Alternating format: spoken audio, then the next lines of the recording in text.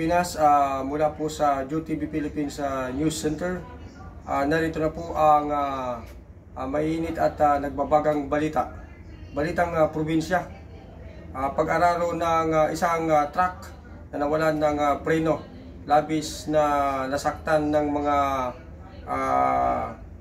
tao na nangyari dito sa itong matinding aksidente.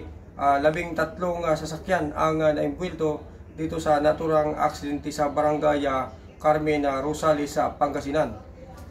Samantala, nagsalita na po ang Regional Director ng LTO na si Ginoong Glorioso Martires na i-revoke ang lisensya ng truck driver dahil ito po ay invalid. Hindi po siya pwede na mag-drive ng ganong kategorya na truck dahil yung restriction ng kanyang lisensya ay hindi akma doon sa kanyang inisyong lisensya.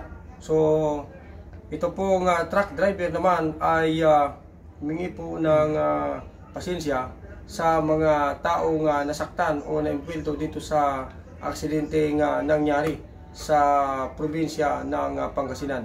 Ako po si Joe Olea, mga kababayan. Muli po tayo magbabalik makalipas po ang isang oras.